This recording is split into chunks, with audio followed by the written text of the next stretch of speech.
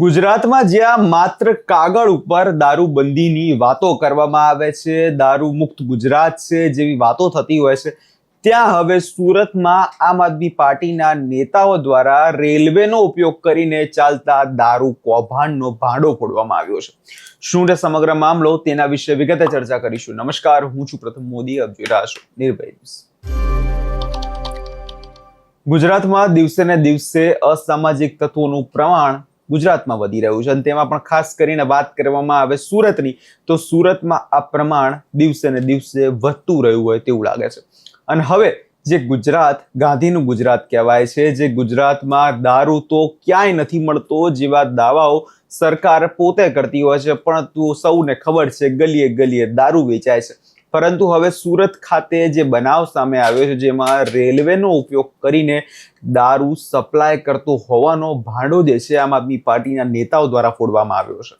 વિગતે જો વાત કરીએ તો જે ટ્રેનોમાં વાપીથી સુરત અને ગુજરાતના અન્ય ભાગોમાં મોટા પાયે દારૂની હેરાફેરી કરવામાં આવતી ચોક્કસ ફરિયાદો લાંબા સમયથી મળી રહી હતી. અને આ કોઈ અત્યારે બનેલી ઘટના નથી, પણ પૂર્વ ZIUC વેસ્ટર્ન રેલવે યુઝર્સના કન્સલ્ટેટિવ કમિટીના સભ્ય કમલેશ બારોટ દ્વારા અંગે અગાઉ પણ અનેકવાર લેખિત અને મૌખિક રજૂઆતો કરવામાં આવી છે.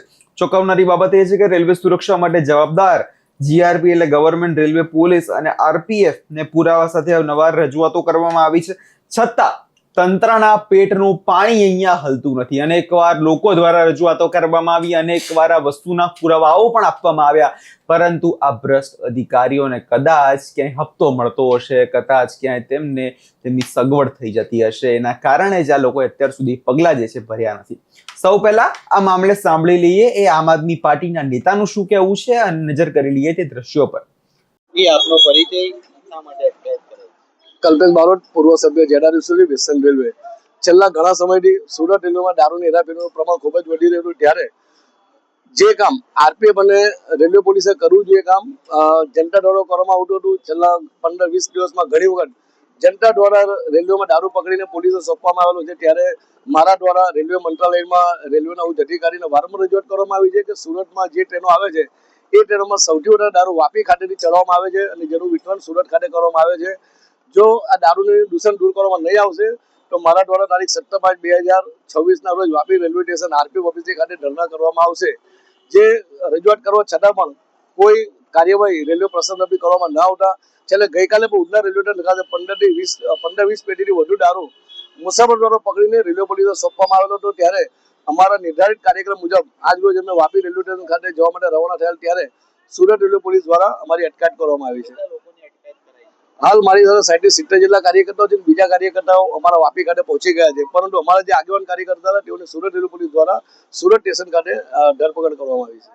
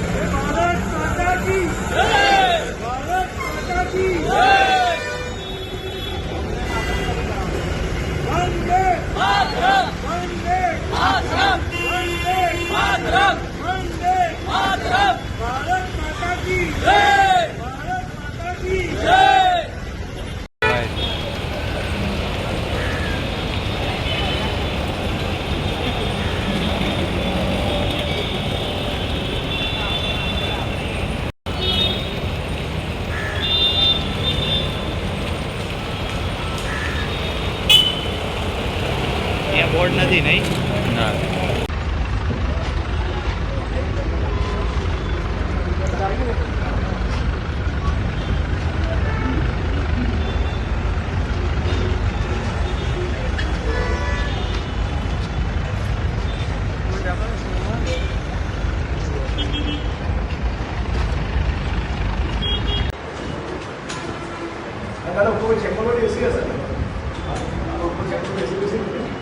હજી લગભગ આવ્યું ઉપરનું આવ્યું આટલું જાય છે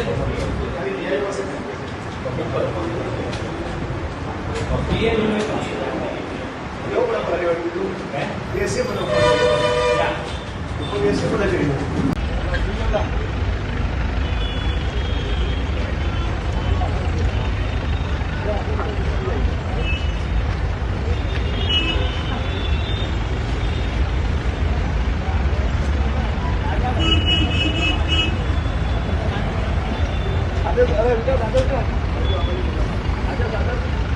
છે તમારી વાત બરાબર એવું લાગે ને એક મિનિટ સ્ટોપ કરો એવું લાગે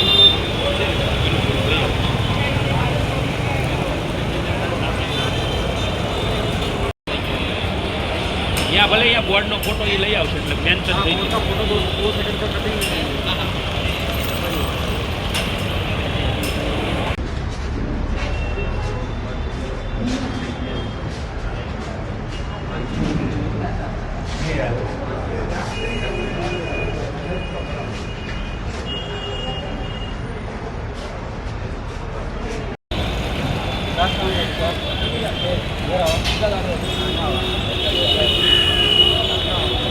ચાલુ ડિટેલમાં ઇન્ટરવ્યુ લઈ શકે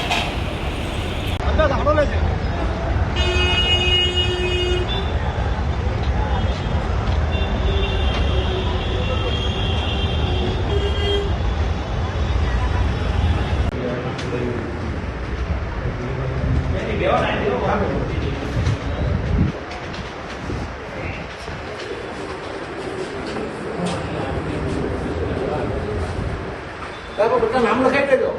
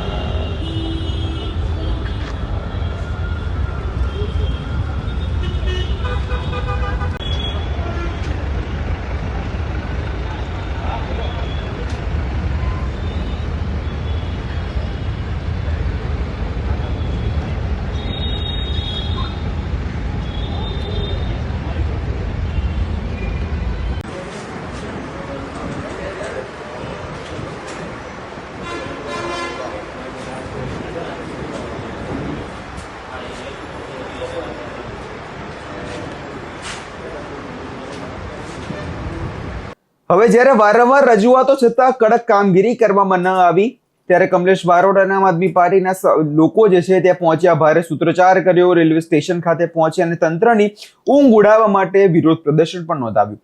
પરંતુ હંમેશાની જેમ ગુનેગારોને પકડવામાં ઢીલી સાબિત થતી પોલીસ જે અવાજ ઉપાડે તેના પર જ બરબરતા વરસાવે છે. વાત એવી છે કે હવે આજે આ કાર્યકરો જે ત્યાં વિરોધ કરવા પહોંચ્યા હતા, જે પોલીસનો ભાંડો ફોડવાના હતા, એ તમામ કાર્યકરોને હવે પોલીસ દ્વારા અટકાયત કરી લેવામાં આવી છે, એટલે કે તેમનો અવાજ દબાવી દેવામાં આવ્યો છે. અને આ જ મામલે હવે લોકો એ કરી રહ્યા છે કે આંદોલનકારીઓને બળજબરીપૂર્વક પોલીસ વાનમાં બેસાડી પોલીસ સ્ટેશન લઈ જવામાં આવ્યા. વિરોધ કરી રહેલા નેતાઓનું કહેવું છે કે પોલીસ બુટલેગર સામે આવી કડક કાર્યવાહી કેમ નથી કરતી.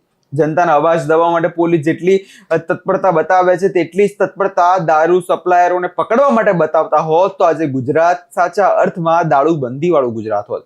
જ્યારે હવે સવાલો અહીંયા એ છે કે જ્યારે રેલવે સ્ટેશન પર સીસીટીવી અને મેટલ ડિટેક્ટર છે તો દારૂની હેરાફેરી કેમ નથી પકડાતી? જીઆરપી અને આરપીએફના વારંવાર ફરિયાદી છતાં આ ખાડાકાન કેમ કરી રહ્યા છે? અને શા માટે ગુજરાતમાં આટલી બધી દારૂબંધીની ફરિયાદો મળી રહી છે તે છતાં શા માટે પોલીસ તંત્ર અને સરકાર આ ખાડાકાન કરે છે? સરકાર એવી તો કઈ વાતનું ગૌરવ લઈ રહી છે કે ગુજરાતમાં દારૂબંધી નથી? ગુજરાતમાં નાના બાળકોને પકડીને પણ પૂછો ને કે દારૂ ક્યાં મળે છે બેટા તારા વિસ્તારમાં, તો એ પણ તમને હાથ પકડીને લઈ જશે. આવી પરિસ્થિતિ અત્યારે ગુજરાતની છે અને તેમાં પણ હવે રેલવે દ્વારા જ જે દારૂ છે તે સપ્લાય કરવામાં આવી રહ્યું છે. તેને જોતા આગળના સમયમાં આ ખૂબ ગંભીર પ્રશ્ન બને તેવું લાગે છે. આ વિષયમાં તમારો શું અભિપ્રાય છે અમને કમેન્ટ કરી ચોક્કસથી જણાવજો અને અમારી ચેનલ નિર્ભય ન્યૂઝને લાઇક, શેર અને સબસ્ક્રાઇબ કરવાનું ભૂલશો નહીં.